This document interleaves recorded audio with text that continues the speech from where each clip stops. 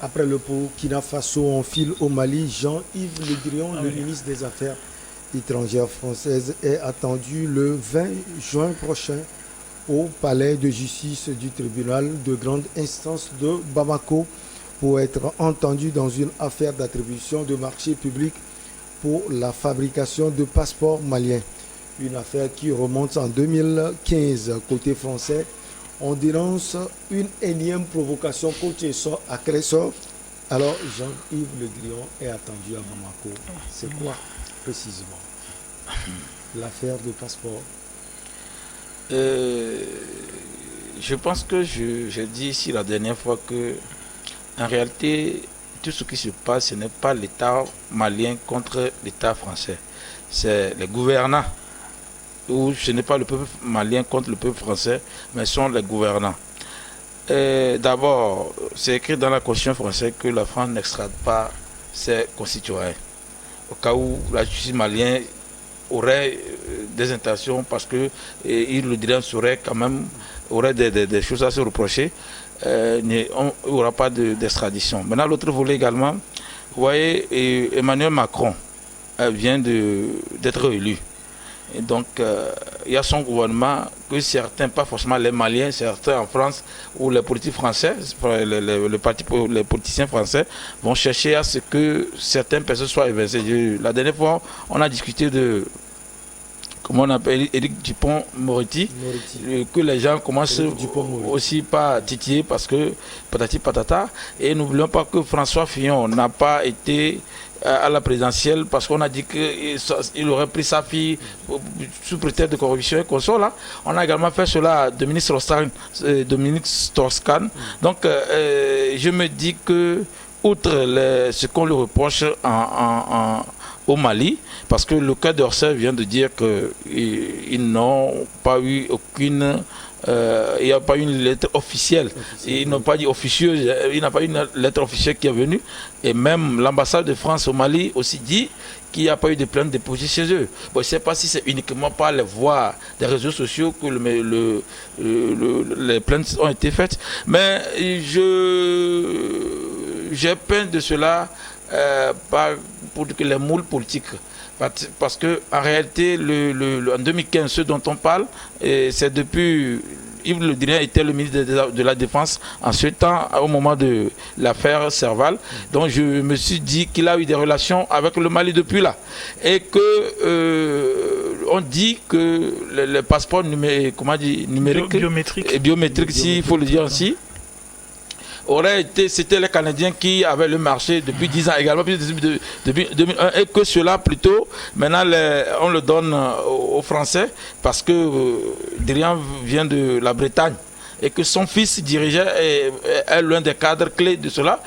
Je me dis que à moins qu'il y ait des preuves palpables que l'État malien soit, puisque le juge a dit qu'il demande à rencontrer, le juge d'instruction demande à rencontrer, puisque ce n'est pas déjà une condamnation, on doit le voir d'abord pour discuter. Je me dis que, est-ce que ce n'est pas toujours les mots politiques qu'on veut voir, parce que jusqu'à présent, on devait énumérer, il y a une association, ou bien un conglomérat d'associations qui porte Maliko, je pense. Maliko. Si, Maliko. Donc, il cherche de la transparence, mais le problème c'est que moi j'ai fait une analyse entre avant, pendant et après cela, c'est toujours les blancs qu'on a encore donné le marché là. Ouais. C'est-à-dire que j'aurais voulu. J'allais poser cette question. J'aurais voulu. C'était sous Ibeka. J'aurais voulu qu'on dise que c'est un marché comment dire, un contractant malien qu'on a évincé dans cette histoire. Donc jusqu'à preuve contraire, je pense que ça va faire couler beaucoup d'encre, mais ça ne se joue que sur le plan politique. Et ce que je sais, à moins que Yves Le Drian ne soit plus ministre, juridiquement on ne peut pas poursuivre un ministre malien en fonction. Et il y a un magistrat malien qui a dit que cela n'a pas aussi une base juridique, ce qui est en train de se faire. Donc je me dis que pour le moment, il faudrait qu'on essaie de voir est-ce que le Mali cherche seulement à fatiguer la France ou carrément il y a une preuve, étant donné qu'on n'a pas déposé une plainte officielle à l'ambassade ou au Quai d'Orsay. Alors, honorable, à l'origine de cette convocation, pour que cela soit clair, une plainte de l'association malienne, Maliko, pour des faits datant de 2015. Maliko accuse Jean-Yves Le Drian, alors ministre de la Défense, comme coach l'a dit tout à l'heure, d'avoir profité de sa position pour tordre le bras à Ibeka. Il s'agit de Ibrahim Boubacar Keïta, l'ancien président.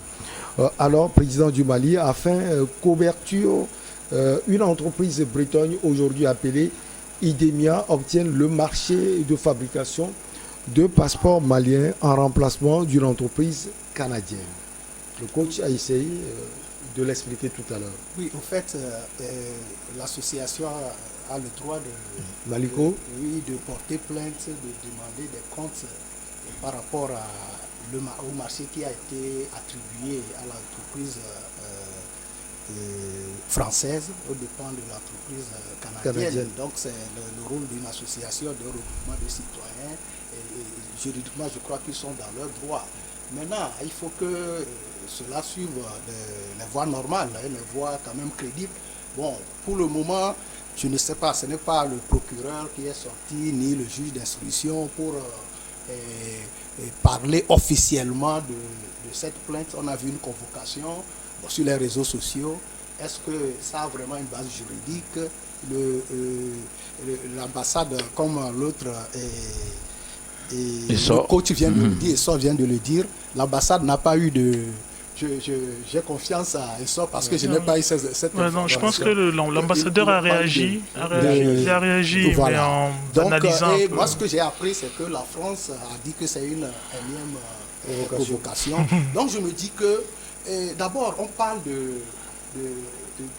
on accuse le Drian d'avoir tordu le bras au président Ibeka. Mais pourquoi ne pas d'abord accuser le président et son entourage avant d'accuser? Il n'est plus, mais ce n'est pas ceux qui passent les marchés publics, tout ça là, ils ne sont pas tous morts au Mali. Donc, je crois que la façon dont ils ont énoncé cette procédure-là, on dirait que Yves Le Drian normalement doit être complice. Au lieu de... Ce n'est pas lui l'exécutant, parce que ce n'est pas lui qui donne le marché. Si, bon, on peut parler de corruption, tout ça là, mais je l'ai dit, c'est leur droit de demander ça. Mais on dit souvent aussi, est-ce que c'est au Mali qu'il faut déposer cette plainte-là? Je ne sais pas. Mais ce que je sais, bon, en général, lorsque il y a de ces affaires judiciaires, c'est la juridiction de la personne mise en cause. C'est-à-dire que la juridiction du domicile de la personne mise en cause qui est compétente. Normalement, la personne se trouve en France. Si on a quelque chose à lui reprocher, il faut saisir la justice française ou bien la justice malienne peut quand même envoyer les spécialistes ou bien comment on les appelle, par exemple le juge d'instruction qui va aller vers la France pour interroger par exemple l'accusé.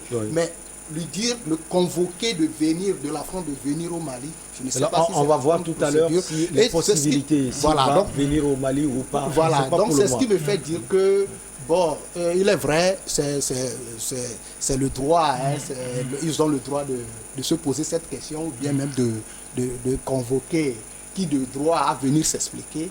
Mais bon, je mets un peu de doute sur la procédure et qui me fait dire que est-ce que cette plainte est vraiment crédible. Donc, au cas où c'est la voie normale, je me dis que il faut que l'affaire aille jusqu'au bout. Mais quoi qu'on dise, monsieur Yves Le Drian est peut-être un complice, mais il y a quand même, selon la façon dont ils ont...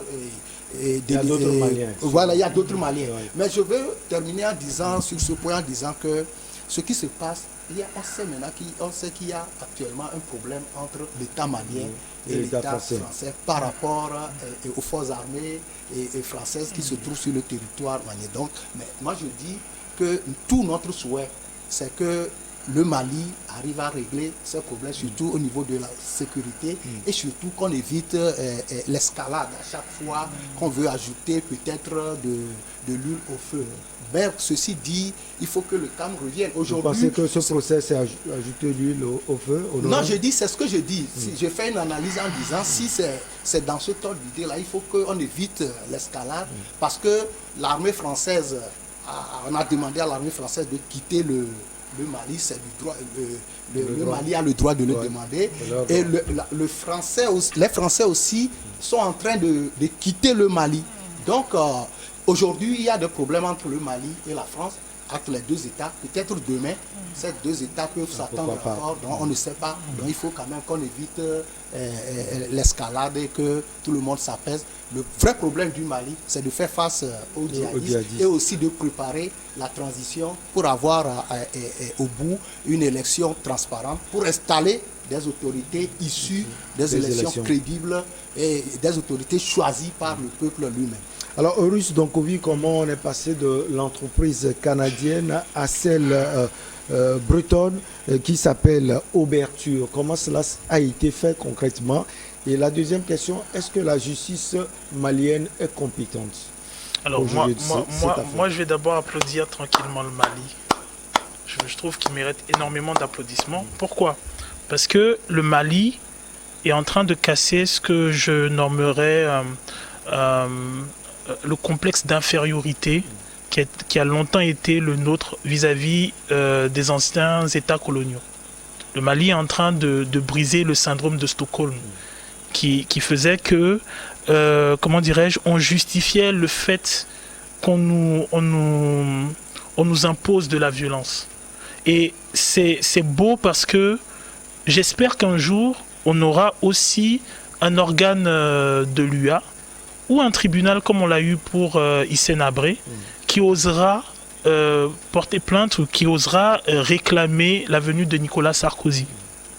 On a eu des cas comme ceux de Jacques Faucard. On a eu Papa Madi, le fils de Mitterrand, qui s'est investi dans du trafic d'armes.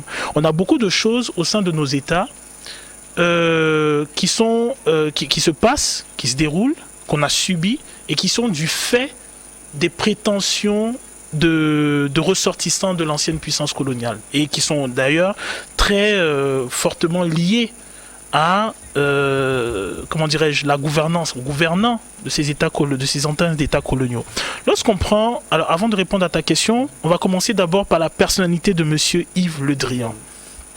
Monsieur Yves Le Drian, c'est quelqu'un qui rentre en politique. François Mitterrand, qui est membre du Parti socialiste, n'est pas encore élu président.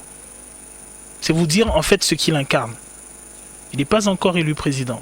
Il lui-même est issu d'une famille qui est engagée politiquement. Sa sœur est engagée politiquement. C'est ça Jean-Yves Le Drian. C'est-à-dire, il fait partie des personnes que nous n'avons pas la chance de voir médiatiser en Afrique parce qu'ils ne sont pas les premiers à être en lumière, mais ce sont des politiques chevronnés. Il était là au gouvernement Mitterrand, il connaît les arcanes du pouvoir, il était là, il est au gouvernement de Macron, il a été contacté plusieurs fois pour le gouvernement Sarkozy, il a investi énormément comment on appelle, dans le rapport à la défense française parce que c'est un élu de Bretagne et justement là on revient à ton rapport à la société. Alors je dirais que monsieur Jean-Yves Le Drian c'est si vous voulez, peut-être ça va sembler paradoxal, mais c'est un peu l'exemple que on pourrait souhaiter pour les élus de nos régions à nous, dans le sens où il est particulièrement chauvin et il est particulièrement arc-bouté sur la fierté bretonne. Donc quand vous voyez le FC Lorient, il investit dedans. Vous voyez les universités de Bretagne, il investit dedans. Comment dirais-je, la représentativité de tout ce qu'il y a de breton, il investit dedans. La carrure politique, il est dedans. L'exemple est ici aussi. Voilà. Donc c'est pour dire. Voilà. Donc il y a ce premier phénomène-là. Donc il y a ce qu'il est en tant que personnalité politique. Donc la puissance du personnage et ainsi de suite. Il faut noter que IBK fait partie de l'internationale socialiste. Ce qui n'est pas anodin. Il faut noter que monsieur Jean-Yves Le Drian, alors je dis, ses parents se sont investis en politique, il s'investit en politique, et maintenant, vous voyez, on forme un genre de dynastie. Dans ce problème, dans ce problème-là, on parle de son fils, Thomas Le Drian. Ouais, et ce n'est pas tout. Jean-Yves Le Drian est impliqué, disons, son nom est mentionné dans, si vous voulez, le financement occulte du Parti socialiste. Je pense que dans les années 90, il y a eu tout un scandale à partir. Jean-Yves Le Drian a été mentionné. Donc pour moi, ce n'est pas anodin qu'on puisse avoir, un homme qui a une certaine carrure au niveau politique français, qui vient dans un pays sous-développé comme le Mali. Je viens de préciser que Jean-Yves Le Drian, c'est un homme politique qui s'est construit déjà au niveau de, disons, tout juste avant l'élection de Mitterrand. Ce n'est pas rien. Mitterrand, ce sont les réseaux Foccart. C'est ça, c'est pas rien. Donc comment il peut influer? Je comprends comment il peut influencer les gens, d'autant plus que il appartient à une génération d'hommes politiques européens, français, occidentaux, qui ont connu les réseaux qui influençaient nos chefs d'État d'alors. Comme je le dis, quand je parle de François Mitterrand où il était présent, mais ce sont des réseaux d'influence. Jacques Chirac, des réseaux d'influence. Vous allez Sarkozy, on a vu pour la Libye, réseau d'influence. Hollande, à aucun moment on a cassé la France-Afrique. Donc ce sont des gens qui connaissent. Ils ont comment dirais-je, ils ont tous les paradigmes de la France-Afrique. Donc pour moi, ce n'est pas anodin, quelqu'un qui va tordre, bien, en tout cas, qui va s'arranger avec Ibeka, qui est de la même internationale socialiste, pour avoir un contrat pour évincer des Canadiens, qui va d'une certaine manière y placer son fils, et surtout, je l'ai dit, c'est quelqu'un qui est très attaché à sa communauté, surtout, qui va invincer une société canadienne afin d'y mettre une société bretonne, en sachant que pendant plusieurs années, ce monsieur a été un élu de la Bretagne. Donc c'est quelqu'un qui connaît correctement le développement de sa région, correctement les rouages politiques, institutionnels, militaires, financiers de sa région et même de son pays. Avant de vous retrouver, coach, vous avez suivi le développement de Horus Donkovi, mais à l'heure actuelle, je pense que vous l'aviez déjà souligné, le Mali a des soucis avec la France sur le plan politique. Est-ce que ce n'est pas aussi le moment pour le Mali de régler les comptes à Jean-Yves Le Drian? En réalité, non. Je veux dire, s'il n'y avait pas ce problème, oui, je pense que c'est serait inquiété. Moi, je pense que c'est le règlement de compte que le Mali est en train de faire sans pouvoir vérifier réellement si les canaux juridiques sont quand même vérifiés. N'oubliez pas que Horus, c'est un panafricain. Donc, tous ces sujets, il le passionne. Non, donc, vous voyez. Il a fait non, mais oui, là. Le souci, c'est que quand les Assimi Goïta sont venus, en appelant les Russes, ils ont fait passation de marché. Ce qu'on reproche peut-être à Ibeka.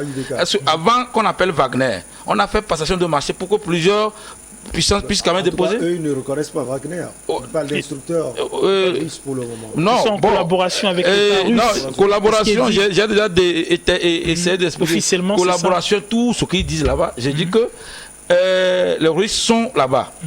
Et les Assimi Goïta ont un contrat avec les Russes. Est-ce qu'ils ont informé la population? Comment je dis, quand on reproche informé des termes du contrat. Oui, est-ce que le marché là, c'est parce que s'il s'agit non, c'est pas un marché, c'est une collaboration. Non, comment collaboration? Les Russes vendent des armes et après ils vont puiser le non, ça c'est ce qui est dit officieusement. Ce qui est dit officiellement, c'est qu'il s'agit d'une collaboration État à État. Comme par exemple, on a eu des bases françaises qu'on a demandé. Collaboration aux Russes. Tu amènes quelque chose, j'amène aussi, et puis on dispute là-dessus. Ce que je suis en train de dire aussi, normalement, si c'est un État, si c'est en France, vous allez voir, le Parlement devait intervenir. Tout ça, cela n'a pas été fait. Maintenant, moi, là où je dis que ça m'intéresse, le Maliko, l'association Maliko, c'est également une association proche de la junte. Donc, comme le député le dit, l'honorable le dit, normalement... Qu'est-ce qui le prouve? Non, c'est que... Je n'ai pas l'information. Oui, Horus même, c'est que je... On dit l'association Maliko, on parle de Maliko déjà dans la démarche depuis 2015. Oui, je dis, oui, c'est que je dis. Depuis 2015. Maliko, il n'y a pas encore la junte. Justement. Il n'y a pas encore la junte. Oui, je dis, le lien.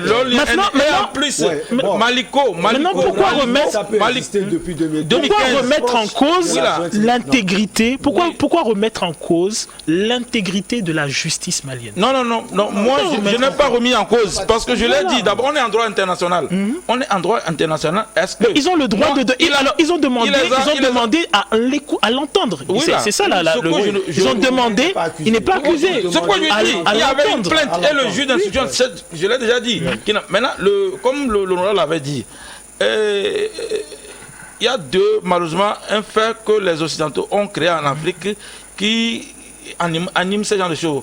Avant, c'est le juge français qui peut demander à n'importe quel État de l'Afrique d'envoyer telle personne parce qu'on va le juger. La CPI. Oui, je le dis. Pourquoi la preuve, la CPI. De quel droit nous refuse-t-on à nous de pouvoir convoquer quelqu'un? Je dis, la CPI même n'est pas en Afrique. C'est ça aussi le sujet. Sauf que dans la constitution de tous les États africains, extrader ses concitoyens n'est pas bon, c'est refusé, c'est interdit. Je ne sais pas par quel droit les autres le faisaient. Non, ils ne sont pas encore dans l'extradition. Ils ont convoqué, je le dis ici, ce n'est pas un individu qu'on convoque. Pour que Yves Le Drian se fasse entendre au Mali, il faut toute procédure diplomatique. C'est ce que je suis en train de dire. Il ne peut pas se lever et venir comme ça. J'ai dit, le cas de Orsat dit qu'ils n'ont aucune... Cela me pousse à vous poser cette question. Est-ce qu'il sera à Bamako le 20 juin? Je ne crois pas. Si le gouvernement Macron, moi je vais être clair, si le gouvernement Macron est fait et que Yves Le Drian n'en fait pas partie, il peut facilement venir. Maintenant, si le gouvernement Macron il est dedans, c'est comme s'il demandait à l'État français de venir se justifier et comment dire, au niveau de juge d'instruction malien. Parce que si c'est dans le cadre diplomatique, il y a les instances diplomatiques qu'on va utiliser. ONU, tout ça. Non, c'est du trafic d'influence. Non, c'est pas d'influence. Non, quand il influence Ibeka, je dis qu'il y a des instances. Je sais, mais quand il influence Ibeka, il ne vient pas influencer Ibeka forcément avec son titre de ministre français. Il faut faire attention. Il incarne déjà une personnalité politique forte. C'est déjà quelqu'un d'une certaine carrière. Donc, il vient pour défendre les intérêts d'une entreprise bretonne. Non, il y a souci. Moi, je suis pas... Mais pas en tant que ministre. Michel, je suis mal à l'aise déjà que ce n'est pas une entreprise malienne qui faisait le passeport au début. Déjà. Et c'était sous Ibeka. On pourrait. Sous la junte. Puis ce que Maliko demandait, il dit qu'on n'a pas fait passation de marché par rapport aux règles préexistantes. C'est ça, tout à fait, oui. Maintenant, moi, comme l'honorable avait dit, il faudrait d'abord. Passation de marché pour l'entreprise bretonne et pas pour l'entreprise canadienne. Oui, c'est ce que je dis. Moi, ce que je dis, d'abord, si c'est le cas, il faudra qu'on vérifie comment le marché se passait au Mali. Et tous ceux qui sont impliqués, comme l'honorable dit, le juge devait les écouter d'abord. Écouter d'abord. Peut-être ceux-là peuvent quand même innocenter Yves Le Drian. En écoutant tout cela, donc on n'a pas écouté les Maliens. Ils peuvent permettre à la justice de voir clair. C'est ce que je dis. Donc il faudrait qu'on voit qu'est-ce qui est passé et que cela s'est passé ici. On ne peut pas dire que nous, nos présidents, même si la France a une influence, que nos présidents avec leurs conseils ne réfléchissent pas tellement que peu importe la carrure de Yves Le Drian, ce n'est pas quand même l'État français contre le Mali dans cette histoire avant. On convoque Biya. Oui, là. On convoque Obiang Guéma. Maintenant, nous, on ne peut pas convoquer. Voilà, je dis, moi je ne suis. J'ai dit, ce n'est pas dans ce genre de choses où l'environnement ne se prête pas à ça. Pour qu'on dise non. Moi, si ça se passait normalement sans cette tension, c'est bien. Mais c'est qu'ici, là, Andron dit que quand la procédure est viciée, tout est vicié. Vous voyez, si ce n'est pas qu'il y a cette tension, c'est normal.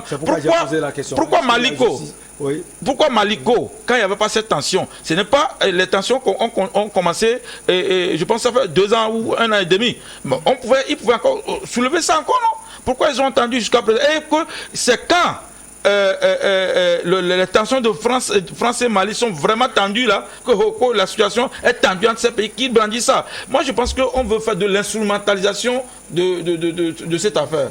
Et que faisons bien attention. Pour moi, je l'ai déjà dit, je me dis actuellement, l'ambassade française est au Mali, toujours. Et les situations entre France et Mali ne sont pas arrivées jusqu'à ce que les gens cherchent à faire un règlement de compte. Je me dis, ou bien Yves Le Drian s'est mêlé à autre chose, parce que dans ce cas, on ne fait que l'accuser de tentative d'influence. Et parce qu'en réalité... Et il peut venir répondre. Oui, je dis, en tant qu'individu, il peut venir, je le dis. Ici, c'est le ministre des Affaires étrangères. En fait, c'est le chef de la diplomatie française. C'est toute la France qu'on est en train de convoquer dans cette histoire. C'est pourquoi je dis, si les dénouements vont nous donner raison, on verra après, est-ce qu'il sera ministre ou pas. S'il n'est pas ministre, en tant qu'individu, il va venir. Oui, en fait, on l'a dit, moi je l'ai dit tantôt, l'association a le droit de se plaindre. Mais ce qu'il faut aussi se poser comme question, la société canadienne, qui peut-être serait évincée. Pourquoi elle n'a pas porté plainte? Justement. Ça s'est passé au Togo entre Pogossa et Bolloré. Lorsque l'autre s'est vu Dupuy-Doby et Dupuy-Doby. L'affaire est allée en justice, on a tout suivi ce qui s'est passé. Donc ce n'est pas que... Ce que vous soulignez est très important. La société n'a pas porté plainte. Il n'a pas porté plainte. Et maintenant, ce qu'il faut encore ajouter, c'est que c'est au Mali que ça s'est passé. C'est des autorités maliennes qu'on accuse maintenant d'abord d'avoir passé, bon je dis entre guillemets parce que ce n'est pas encore avéré, d'avoir passé de manière frauduleuse un marché. Il faut commencer par là. En tout cas, à mon avis, il faut commencer par là. Ça peut aider même la justice. On a cité le nom d'Ibeka. Je suis sûr que c'est parce qu'il n'est plus. On cite ce nom. S'il était en vie, je ne crois pas. On fait le procès par contumace même là. Même le procès par contumace. Et ses collaborateurs sont là. Donc, actuellement, ils ont le droit. Le peuple malien, même un individu, un citoyen malien a le droit de porter plainte contre une société ou bien une personne lorsqu'il se dit qu'un marché n'a pas été n'est pas passé dans les règles, dans les normes. Même au Togo, il y a ça. Et on le dit chaque jour. Maintenant, ce qu'il faut, c'est qu'il faut que ces choses-là suivent la voie normale. C'est tout ce qu'on dit. Et la voie normale, selon vous, la voie normale, c'est de à la justice française. Que la justice se prononce, que la justice envoie. Peut-être il y a des procédures pour ramener, pour convoquer ou bien écouter un homme comme Jean-Yves Le Drian, surtout qu'il est en France, il n'est pas au Mali. S'il est français résident au Mali, on peut comprendre qu'on peut le convoquer comme ça et même il peut arriver à la justice pour se faire entendre. Est-ce qu'il va venir à Bamako selon vous? Je ne crois pas. Avec la tension qui existe. Même s'il n'est pas dans le gouvernement de Macron. Mais il ne va pas venir avec la tension qui existe actuellement entre entre Bamako et Paris. Ça ne mais pour la transparence, il devait venir. Qu'on convoque qui viennent maintenant au Mali. Mais en temps normal, moi je crois que s'il a quelque chose à se reprocher, vraiment, il doit arriver. On doit l'écouter. Il n'est pas, quel que soit le cas, il n'est pas au-dessus de la loi. Donc, je suis content de la façon dont Oris a développé, a parlé de Jean-Yves Le Drian. Ça, c'est un politicien. Il n'y a pas de mal à ça. Il a parlé du fait qu'il aime sa région. Et un politicien, il est fait pour ça. Il faut aimer. Il faut aimer sa région. On ne peut pas lui reprocher d'avoir sa région. Même je vous dis, quand vous allez rencontrer, en tant que politique ou bien homme public, quand vous allez rencontrer des gens qui sont peut-être des sociétés, qui peuvent peut-être faire des choses au niveau de votre région, il n'y a pas de mal à vanter votre région. Mais exactement, c'est ce qu'il fait exactement. De votre région. Mais ce qu'on refuse, c'est de faire des passations frauduleuses. Et si c'est avéré qu'il y a eu des passations, il doit répondre. Il doit répondre. Mais qu'on commence par les Maliens qui sont quand même responsables, qui sont les voies appropriées. Horus, une minute, Solvant. Vous voulez ajouter quelque chose? Oui, là, ce que je voulais ajouter, c'est que pour moi, Jean-Yves Le Drian était d'une génération de politiciens français qui n'a pas une très grosse estime des hommes politiques africains et de l'Afrique. En tout cas, qui la voient de façon très exotique et très, voilà, très, très viciée. Et c'est pour ça, voilà. Donc je ne m'attends, qui donne une certaine idée de la hauteur du respect qu'il a pour les institutions maliennes. Et je trouve que le Mali est un État indépendant et que pour moi, je trouve que c'est vraiment magnifique que l'on puisse enfin avoir des institutions africaines qui osent le pas. Je pense que des personnes comme M. Nicolas Sarkozy, il y en a plein, doivent venir répondre de leurs actes en territoire africain. Si on peut souffrir qu'on convoque des chefs d'État, des responsables politiques africains, les Bongos, encore que même les Bongos, les Obiangema, les Biya sont particulièrement très crasseux en ce qui concerne la gestion de leurs États. Toujours est-il que on ne dit pas quand on les convoque que non, que c'est tout le peuple camerounais qu'on est en train de juger à Paris.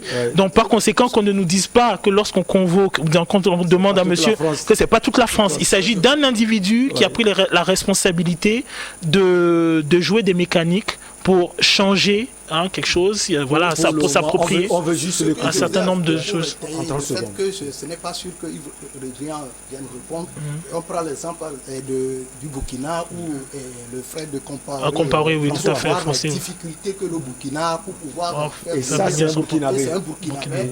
Maintenant, c'est un Français. C'est un peu difficile, mais on le dit quand quelqu'un a quelque chose il n'a qu'à répondre. Partout, la juridiction peut le faire venir pour répondre, il n'a qu'à répondre. Malheureusement, juste après le journal, vous pouvez ajouter avant qu'on ne commence sur la Guinée. On va marquer la pause pour le journal et on vous retrouve pour la suite.